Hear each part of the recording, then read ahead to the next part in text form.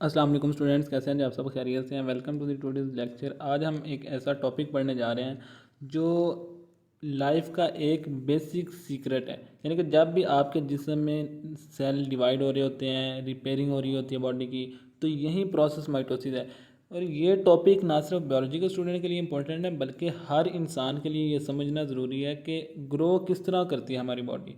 यानी कि हमारी बॉडी को अगर कट वगैरह लग जाता है तो रिपेयरिंग किस तरह होती है। तो चलिए शुरू करते हैं आज की एक जर्नी जो कि ज़बरदस्त है, जिसमें हम स्टेप बाय स्टेप देखेंगे कि ये माइटोसिस है क्या, होता क्यों है और ये कैसे होता है। तो हम स्टार्ट लेते हैं जी। बेसिकली इसका पर्पज़ ये है कि ये हमें समझ आ जाए कि हमारे जिस्म के जो आप कह सकते हैं कि बिलियंस ऑफ सेल हर वक्त किस तरह डिवाइड होकर नए सेल्स बनते हैं। तो जब आपके जिस्म में कुछ ज़ख़म वगैरह लगता है तो ये ज़ख़म कैसे बढ़ते हैं, जब आप बचपन से बड़े हो जाते हैं, जब आपकी स्किन रीजनरेट होती है, तो ये सब कुछ माइटोसिस ही की वजह से होता है। तो इसको समझना हमें बताता है कि ज़िंदगी का सिस्टम कितना वेल ऑर्गेनाइज्ड है।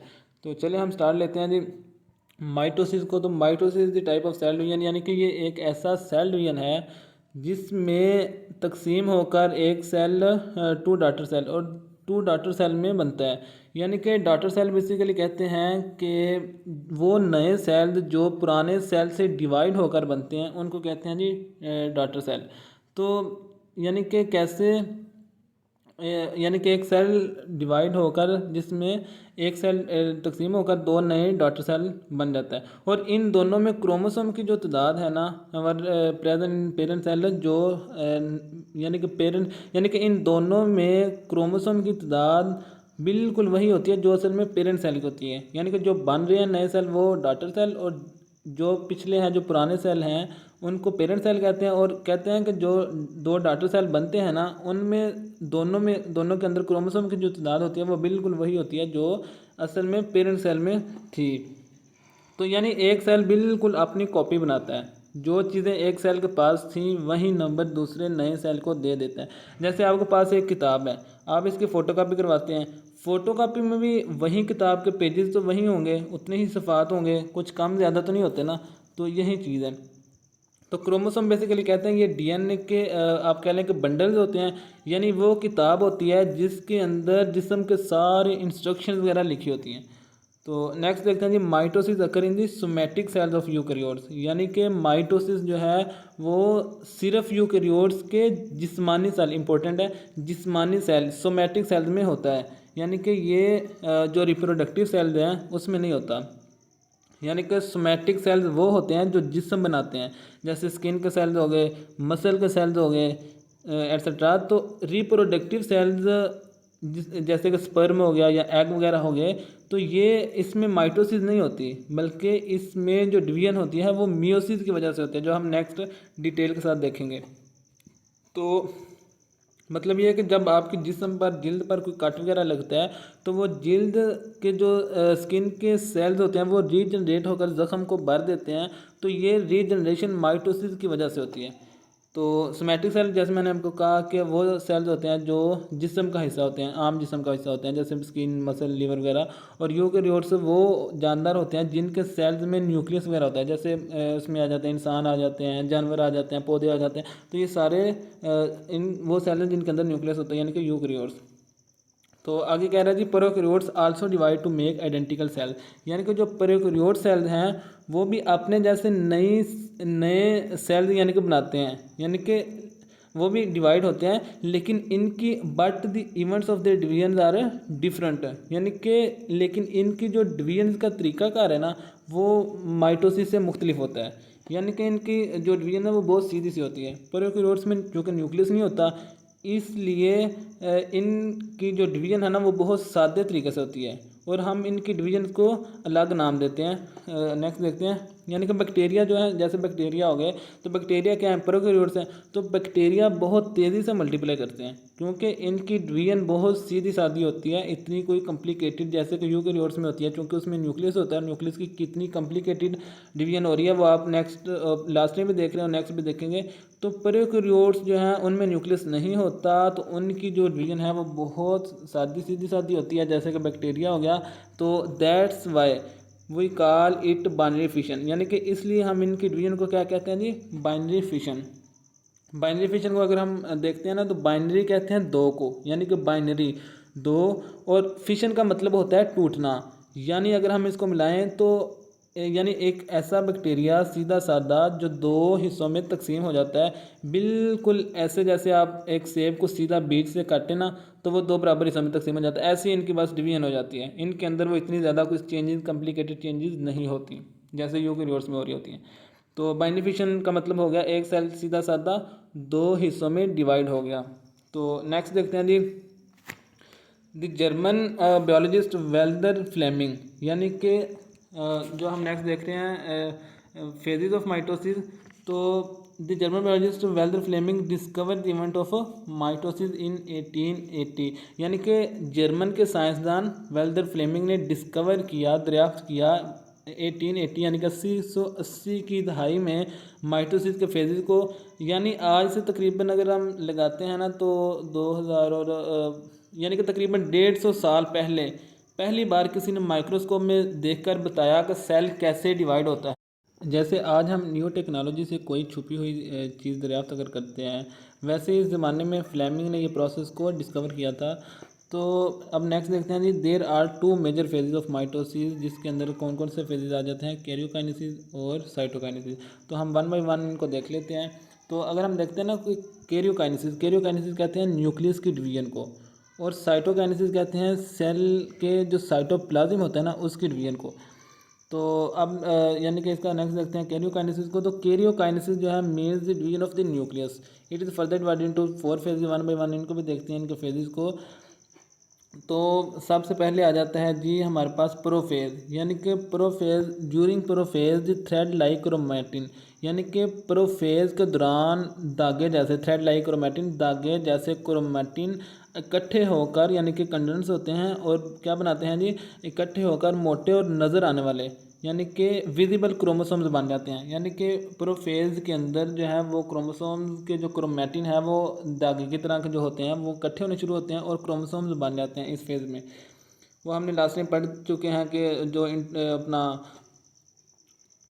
इंटरफेज में क्या क्या होता है, उसके अंदर चूँकि एस फेज़ आता है, एस फेज़ के अंदर वो कैसे उसने अपनी कॉपी तैयार कर ली होती है डीएनए ने, तो कैसे वो सारा कुछ अब डिवाइड हो रहा है। तो अब इसके आगे इंटरफेज कंप्लीट हो चुका है, इंटरफेज के आगे आता है प्रोफेज, और प्रोफेज के अंदर जो है ना वो क्रोमोसोम्स विजिबल होना शुरू हो जाते हैं। तो अब यानी कि क्रोमैटिन आप समझ लें कि जो नॉर्मल सेल होता है ना उसके अंदर जो क्रोमोसोम्स जो है ना वो क्रोमोसोम्स शक्ल में नहीं होते, वो चूँकि क्रोमैटिन की शक्ल में होते हैं। यानी कि एक नरम जालीदार मटेरियल होता है जो न्यूक्लियस होता है, न्यूक्लियस के अंदर फैला होता है, और प्रोफेज के शुरू होते ही ये लिपट जाता है और क्रोमोसोम की शक्ल इख्तियार कर लेता है, जो माइक्रोस्कोप में वाज़ा तौर पर नज़र आते हैं। ये ऐसे ही है कि जैसे आपके पास आप समझ लें कि वो ऊन नहीं होती, ऊन का ढेला सा, यानी कि एक ढीला डाला धागे की तरह का स्ट्रक्चर होता है, और आप इसको लपेट कर एक सख्त और वाज़ा बाल बना दें, तो इस तरह क्रोमोसोम जो क्रोमैटिन की शक्ल में होता है पहले नॉर्मल सेल में, तो वो बाद में थोड़ा सा हार्ड यानी कि क्रोमोसोम की शक्ल में विजिबल होना शुरू हो जाता है। तो क्रोमैटिन हो गया डीएनए का ढीला डाला सा जाला या थ्रेड लाइक स्ट्रक्चर। तो क्रोमोसोम जो होता है वो चूँकि प्रोफेज के अंदर क्रोमोसोम विजिबल होने शुरू हो जाता है, तो डीएनए के मजबूत यानी कि बंडल होते हैं ये जो क्रोमोसोम्स होते हैं। चूँकि क्रोमोसोम जो होता है वो डीएनए से मिलकर बने होता है, तो बेसिकली ये कह रहे हैं कि जो नॉर्मल सेल होता है ना इंटरफेज तक, तो उसके अंदर जो डीएनए का एक ढीला ढाला स्ट्रक्चर होता है, इसके यानी कि प्रोटीन बन रही होती है और प्रोटीन होती है डीएनए मिक्स होके, तो ये एक थ्रेड लाइक स्ट्रक्चर होता है। लेकिन जब ये डिवीजन स्टार्ट होती है प्रोफेज के फेज़ में जाता है, तो प्रोफेज के अंदर जाके ये क्रोमोसोम जो यानी कि जो डीएनए के एक बंडल होते हैं ना वो थोड़े से मजबूत होने शुरू हो जाते हैं, तो वो क्रोमोसोम की शक्ल में विजिबल होने शुरू हो जाते हैं। तो अब नेक्स्ट देखते हैं जी, each chromosome consist of two sister chromatid. यहाँ पर आके क्या होता है, हर क्रोमोसोम दो जुड़वा क्रोमैटिड पर मुश्तमिल होता है विद सिंगल सेंट्रोमेर, जो एक सेंट्रोमेर के जरिए जुड़े होते हैं। यानी क्रोमैटिड को आप क्रोमोसोम के आधे हिस्से के तौर पर समझ लें कि दो क्रोमैटिड मिलकर एक मुकम्मल क्रोमोसोम बनाते हैं। इनके दरमियान जो जोड़ने वाला एक पॉइंट होता है ना उसको कहते हैं सेंट्रोमेर। बिल्कुल ऐसे जैसे दो जुड़वा बहन भाई हाथ पकड़ कर खड़े हों, और इनका हाथ पकड़ने वाला हिस्सा जो है ना वो सेंट्रोमेर कहलाता है। तो क्रोमेटिड हो गए क्रोमोसोम के 2 आधे हिस्से, ठीक है। और सेंट्रोमेयर वो जगह जहाँ दोनों हिस्से जुड़े होते हैं। तो मैं कोशिश करूँगा कि स्टेप बाय स्टेप कॉन्सेप्ट को लेकर चलूँ।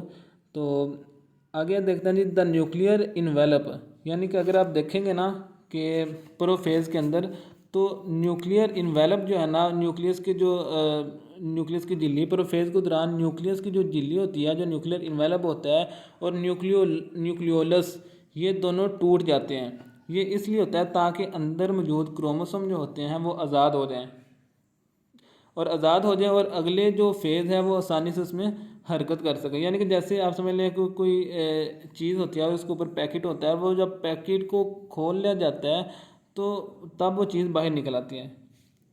तो इसी तरह ये भी न्यूक्लियर इन्वेलप जो है ना, वो भी क्या होने शुरू हो जाते हैं जी, यानी कि टूटना शुरू हो जाते हैं। हम नेक्स्ट देखते हैं जी, the centrosome of cell duplicate into 2 cell, यानी कि सेंट्रोसोम वो हिस्सा होता है जो स्पिंडल फाइबर को यानी कि बनाता है, यानी कि जो स्पिंडल फाइबर बनाता है और क्रोमोसोम को प्रोफेज यानी कि हरकत देने में मदद करता है। यानी कि जो क्रोमोसोम होते हैं ना, उनको हरकत करता है, उनकी मूवमेंट करता है कौन, स्पिंडल फाइबर। और स्पिंडल फाइबर कौन बनाता है, सेंट्रोमेयर से बनते हैं। तो प्रोफेज में ये 2 हो जाते हैं डिवाइड होकर, ताकि दोनों तरफ से जो है ना क्रोमोसोम को पुल करें, अपनी तरफ खींचें। तो ये ऐसे ही है जैसे आप समझ लें कि जैसे क्रिकेट का मैच हो और दोनों टीमों के खिलाड़ी अपने अपने एंड पर खड़े हो जाएं, ताकि बीच में मौजूद गेंद पर काबू पाया जा सके। यानी कि दोनों इधर उधर यानी कि साइडों पर खड़े हो जाते हैं। तो सेंट्रोसोम बेसिकली है सेल का ऑर्गेनाइज्ड सेंटर जो स्पिंडल फाइबर बनाता है। तो अब नेक्स्ट देखते हैं जो 2 centrosomes migrate to opposite side of the nucleus, यानी कि न्यूक्लियस के अपोजिट साइड में दोनों मूवमेंट कर लेते हैं, किस में आके, प्रोफेज के अंदर आके। ये सेंट्रोसोम बेसिकली वो होते हैं जिसके अंदर से स्पिंडल फाइबर निकलने हैं, और यहाँ पर जो इंटरफेज के अंदर सिर्फ सेंट्रोसोम ही होता है। प्रोफेज के अंदर आके सेंट्रोसोम, अगर आप पिक्चर में देखेंगे ना, तो एक सेंट्रोसोम 2 सेंट्रोसोम में डिवाइड हो जाता है और दोनों अपोजिट चले जाते हैं, और इनके अंदर से स्पिंडल फाइबर निकलने शुरू हो जाते हैं। तो दोनों अपनी यानी कि ये दोनों अपनी पोजीशन ले लेते हैं, जैसे कश्ती के दोनों किनारों पर खिलाड़ी बैठकर बीच में मौजूद चीज़ को खींचने के लिए जो तैयार होते हैं ना, सेम ऐसे ही। तो अब हम नेक्स्ट देखते हैं जी, व्हेन दे आर माइग्रेटिंग, यानी कि जब क्रोमोसोम अपनी जगह बदल रहे होते हैं, they make a network of microtubules called spindle fibre, यानी कि जब सेंट्रोसोम जो है वो अपनी जगह बदल रहे होते हैं, दोनों अपोजिट साइड पे जा रहे होते हैं, तो वो बारीक नलकियों यानी कि माइक्रोट्यूब्यूल, यानी कि जो वो बारीक माइक्रोट्यूब्यूल्स होती हैं ना, उनका जाल बनाते हैं। यानी कि जो आप देख रहे हैं ना कि जो फाइबर निकल रहे हैं धागे की तरह का स्ट्रक्चर है, तो जैसे स्पिंडल फाइबर ने कहते हैं, इन सब का एक मुकम्मल सेट जो होता है ना, एक मुकम्मल जाल होता है, यानी कि वो आपस में निकलना शुरू हो जाते हैं। सेंट्रोसोम के अंदर से जो धागे निकल रहे होते हैं उनको कहते हैं कि स्पिंडल फाइबर, और इसका एक मुकम्मल सेट जो होता है ना, उसको कहते हैं माइटोटिक स्पिंडल। ये अपने साथ साथ नोट करते जाना है, जो मुकम्मल सेट है ना उसको माइटोटिक स्पिंडल कहेंगे, और जो निकलना शुरू होते हैं धागे उनको कहते हैं स्पिंडल फाइबर। तो स्पिंडल फाइबर जो है वो क्रोमोसोम को पकड़ने के यानी कि पकड़ने और खींचने का काम करते हैं। ये जो है बिल्कुल सेल के अंदर एक स्ट्रॉन्ग जो है वो रस्सी जैसा नेटवर्क बनाते हैं। तो अब नेक्स्ट देखते हैं हम जी, यानी कि माइटोटिक स्पिंडल फाइबर का आपका कॉन्सेप्ट क्लियर हो गया। यानी कि जो स्पिंडल फाइबर है ना, वो ऐसे समझ लें जैसे बारीक रेशे होते हैं जो क्रोमोसोम को पकड़ते और हरकत देते हैं। और तो इन प्लांट सेल में थोड़ा सा डिफरेंस होता है, वो हम देखते हैं। In plant cells there is no centrosome, यानी कि पौधों के सेल में सेंट्रोसोम नहीं होते। There mitotic spindle is formed by the aggregation of the spindle fibres present in the cytoplasm, यानी कि पौधों के अंदर जो है पौधों के सेल्स में सेंट्रोसोम चूँकि नहीं होते, इनका जो माइटोटिक स्पिंडल साइटोप्लाज्म है, जो माइटोटिक स्पिंडल है वो साइटोप्लाज्म में मौजूद स्पिंडल फाइबर्स के इकट्ठे होने से बनता है। यानी कि पौधे के अंदर चूँकि सेंट्रोसोम नहीं होते, तो इनका माइटोटिक स्पिंडल जो है वो साइटोप्लाज्म में मौजूद होते हैं, यानी कि साइटोप्लाज्म से निकलते हैं माइटोटिक स्पिंडल। और यानी कि माइटोटिक स्पिंडल जो है ना वो साइटोप्लाज्म में मौजूद होते हैं, और जो साइटोप्लाज्म से ही स्पिंडल फाइबर के इकट्ठे होने से बनता है माइटोटिक स्पिंडल। यानी कि इनका जो स्पिंडल फाइबर है वो साइटोप्लाज्म से निकलते हैं और फिर पूरा जाल बनाते हैं, नेटवर्क बनाते हैं, जिन्हें माइटोटिक स्पिंडल कहते हैं। यानी जानवरों और पौधों में थोड़ा सा फ़र्क है, पौधों के अंदर भी स्पिंडल फाइबर मौजूद होते हैं लेकिन वो खुद ही जुड़कर स्पिंडल का एक नेटवर्क बना लेते हैं। तो अब हम नेक्स्ट मेटाफेज को देखते हैं जी। मेटाफेज के अंदर कह रहा है during this phase some spindle fibres bind with chromosome, यानी कि इस फेज में कुछ स्पिंडल फाइबर्स क्रोमोसोम से जुड़ जाते हैं। यानी वो स्पिंडल फाइबर जो बने थे अब क्रोमोसोम्स को पकड़ लेते हैं ताकि इन्हें सही जगह पर ले जा सके। और फिर नेक्स्ट देखते हैं दे attach at the point of centromere, यानी कि ये स्पिंडल फाइबर क्रोमोसोम के बीच वाले हिस्से जो सेंट्रोमेयर कहलाता है पर जुड़ जाते हैं। Where special kinetochore protein are present, जहाँ पर ख़ास किस्म की जो है ना वो प्रोटीन होती है जिन्हें काइनेटोकोर कहते हैं, वो मौजूद होती है। यानी कि सेंट्रोमेयर क्रोमोसोम का वो हिस्सा है जो जोड़ का काम करता है। यानी कि एक मिड में जो बीच में एक पॉइंट है जहाँ पर जो क्रोमैटिड जुड़े होते हैं, तो यही जगह है जहाँ स्पिंडल फाइबर मजबूती से पकड़ लेते हैं, बिल्कुल ऐसे जैसे कोई हैंडल हो जिस पर रस्सी बांध कर मजबूती से खींचा जा सके, दोनों को पुल करना है अपोजिट साइड में। अच्छा नेक्स्ट, और काइनेटोकोर जो है वो ख़ास प्रोटीन है जो स्पिंडल फाइबर को क्रोमोसोम से बांधता है। ये प्रोटीन है बेसिकली जो उसको अटैच कर रही होती है क्रोमोसोम के साथ स्पिंडल फाइबर को। तो अब नेक्स्ट देखते हैं two spindle fibres from both sides bind with one chromosome, यानी कि हर क्रोमोसोम से दोनों तरफ से एक स्पिंडल फाइबर जुड़ जाता है। यानी क्रोमोसोम्स दोनों जानब से पकड़ लिए जाते हैं ताकि इन्हें खींच कर बीच में सीधा रखा जा सके, बिल्कुल ऐसे जैसे एक झूला स्विंग दोनों तरफ से रस्सियों के साथ जरिए से लटका हो और बीच में बैलेंस नहीं हो जाता, ऐसे ही। तो अब नेक्स्ट देखते हैं the chromosomes attached with the spindle fibre, यानी कि स्पिंडल फाइबर से जुड़े हुए क्रोमोसोम सेल्स के दरमियान वाले हिस्से, यानी कि equator of the cell along the equator of cell, यानी कि इक्वेटर पर सीधी लाइन में खड़े हो जाते हैं, यानी कि बिल्कुल बीच में आ जाते हैं। ये बिल्कुल सेल का मिड पॉइंट है जहाँ सब क्रोमोसोम्स एक कतार में जमा हो जाते हैं। जैसे आप ये देखेंगे ना, डायग्राम को भी अभी मैं एक्सप्लेन करता हूँ, पहले आप थोड़ा सा इसको देख लें। तो जैसे आप असेंबली में खड़े होते हैं, सब बच्चों को कह रहे होते हैं कि एक सीधी लाइन बनाकर ग्राउंड के बीच में खड़े हो जाए, तो वो खड़े हो जाते हैं, तो ऐसा ही है बिल्कुल। तो एक्वेटिक ऑफ द सेल कहते हैं सेल के दरमियान वाला हिस्सा। तो अब नेक्स्ट देखते हैं इन this way a plate is formed called metaphase plate. तो इस तरह एक सीधी प्लेट जैसी लाइन बनती है जिससे मेटाफेज प्लेट कहते हैं, किधर मिड पॉइंट में, यानी कि बीच में। ये प्लेट असल में क्रोमोसोम्स की सीधी कतार है जो बीच में नज़र आती है। तो यानी कि मेटाफेज प्लेट सेल के बीच की क्रोमोसोम की सीधी कतार, इसको कहते हैं मेटाफेज। तो अब हम देखते हैं जी एनाफेज को। तो एनाफेज में कह रहा है the spindle fibres attached with the chromosome pull towards the pole. अब मेटाफेज में जो होना था हो गया। अब एनाफेज में देखते हैं कि एनाफेज में क्या क्या चेंजेस होती हैं। स्पिंडल फाइबर जो है वो क्रोमोसोम के यानी कि साथ जुड़े होते हैं, वो इन्हें सेल के किनारों की तरफ खींचते हैं, यानी कि पोल्स करते हैं, पोल कहते हैं किनारों को, तो की तरफ खींचते हैं। यानी वो रेशे जो बीच में क्रोमोसोम्स को पकड़ते हैं, अब इन्हें दोनों तरफ जोर लगा के खींचते हैं। रेशे मतलब स्पिंडल फाइबर, यानी कि बिल्कुल ऐसे जैसे रस्सीकशी नहीं हो रही, यहाँ पर कोई खेल हो रही है, रस्सीकशी का खेल हो रहा है, दोनों टीमें बीच की रस्सी को अपनी तरफ मजबूती से खींच रही होती हैं, तो यहाँ पर ये काम हो रहा। तो पेल चूँकि किनारों को कहते हैं। तो अब नेक्स्ट देखते हैं ड्यू टू दिस पुलिंग, यानी कि इस खींचने की वजह से the chromosome sister chromatid separate, यानी कि जो क्रोमोसोम के सिस्टर क्रोमैटिड होते हैं ना वो अलग हो जाते हैं। क्रोमोसोम जो यानी क्रोमोसोम के जो दो जुड़वा यानी कि हाफ्स जो एक दूसरे के साथ जुड़े होते थे, अब अलग होकर दोनों तरफ जाने लगते हैं। ये ऐसे जैसे दो जुड़वा बहन भाई जो आप समझ लो क्रोमैटिड सिस्टर क्रोमैटिड हैं, दो जुड़वा बहन भाई हैं जो हाथ पकड़ कर खड़े थे, अब अलग अलग रास्तों पर चल पड़ते हैं। तो सिस्टर क्रोमैटिड क्रोमोसोम के जो क्रोमोसोम के दोनों हिस्से या दो जुड़वा हिस्से आप समझ लें, तो in this way there are two similar sets of chromatid. इस तरह दो एक जैसे सेट बन जाते हैं जिनमें एक जैसे क्रोमैटिड्स होते हैं और ये दोनों सेल के किनारों की तरफ बढ़ने लगते हैं।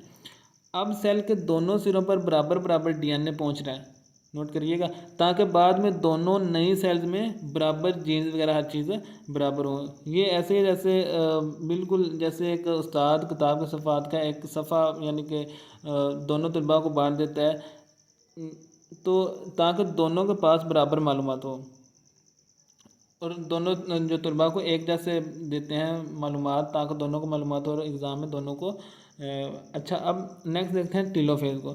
तो in this phase new nuclear envelope forms, यानी कि इस मरहले में अब चूँकि जो पहले इन्वेलप टूटा था, अब वही इन्वेलप दोबारा बनने जा रहा है। अब वही जो जो चेंजेस पहले हुई थी अब उन्हीं को क्लोज किया जा रहा है, ताकि सेल को प्रॉपर एक शेप फिर दी जा सके।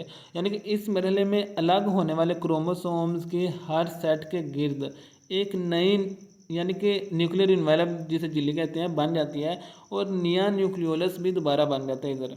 यानी सेल दोबारा न्यूक्लियस बनाने लगता है, ताकि नए बनने वाले सेल्स के अंदर अपना अलग न्यूक्लियस मौजूद हो। तो न्यूक्लियर इन्वेलप कहते हैं जो न्यूक्लियस के गिर्द एक मौजूद झिल्ली होती है ना उसको। और न्यूक्लियोलस यानी कि न्यूक्लियस के अंदर छोटा सा जो गोल स्ट्रक्चर होता है, जिसके अंदर बेसिकली राइबोसोम्स और प्रोटीन वगैरह बन रही होती है। तो अब नेक्स्ट देखते हैं बोथ सेट्स ऑफ क्रोमोसोम्स, यानी कि क्रोमोसोम्स के दोनों सेट्स जो होते हैं वो दोबारा अनफोल्ड होते हैं, दोबारा खुलकर क्रोमैटिन की नरम जालीदार शक्ल इख्तियार कर लेते हैं। अब ये देखें, पहले क्रोमैटिन से कैसे क्रोमोसोम बना, फिर वो सारा कुछ हम चेंजेस पढ़ते आ रहे हैं। अब ऐसे ही क्रोमोसोम से दोबारा क्रोमैटिन की शक्ल इख्तियार कर ली जाती है। तो शुरू में जो क्रोमोसोम्स लिपटे हुए होते हैं और सख्त थे, अब दोबारा फिर यानी कि पहले क्रोमैटिन नरम था, फिर क्रोमोसोम बना जो सख्त थे, अब दोबारा फिर ढीले हो जाते हैं, ताकि सेल के अंदर अपना नॉर्मल काम कर सकें। ये ऐसे जैसे आपने ऊन के गोले को, पहले ऊन के गोले थे यानी कि ऊन जैसी थी, नरम नरम थे धागे तरह, और फिर वो सख्त लिपटे गए, लेकिन अब दोबारा फिर इनको खोल कर दोबारा ढीले कर दिए जाते हैं, ताकि इससे दोबारा से नया स्ट्रक्चर बने। तो क्रोमैटिन जो है वो डीएनए का ढीला डाला जाला, जिससे सेल में जो जिसे आप थ्रेड लाइक यानी कि धागे की तरह स्ट्रक्चर कहते हैं, नॉर्मल हालत में जो रहता है। तो इस तरह जो है ना हमने पढ़े कि जो माइटोसिस की वो 4 स्टेजेस, जिसमें अभी प्रोफेज है, मेटाफेज है, एनाफेज है, टीलोफेज है, जिसको हमने 1 बाय 1 करके डिस्कस किया।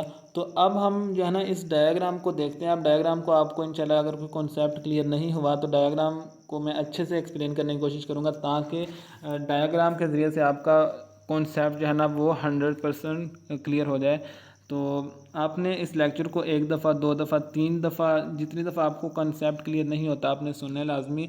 तो अब हम डायग्राम को देखते हैं, अच्छे से ज़रा एक्सप्लेन करेंगे, ताकि अगर कोई कॉन्सेप्ट वगैरह रहेगा तो वो डायग्राम के ज़रिए आपका क्लियर हो जाए।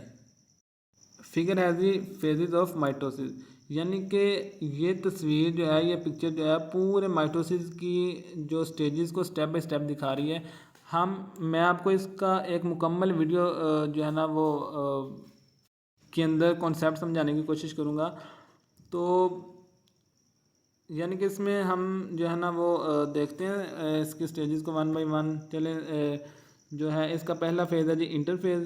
तो इंटरफेज़ सबसे पहले देखें, ये स्टेज है इंटरफेज़। तो ये वो वक्त है जब सेल अभी डिवाइड नहीं हो रहा, बल्कि तैयारी कर रहा है। पीछे हमने लास्ट में पढ़ा ना कैसे वो एस फेज़ आता है, फिर G1 G0, वो कैसे कैसे वो यानी कि अभी डिवाइड नहीं हुआ, अभी तैयारी कर रहा है। इंटरफेस बेसिकली वो जो आपने लास्ट टाइम सेल साइकिल में भी पढ़ा था डिटेल के साथ।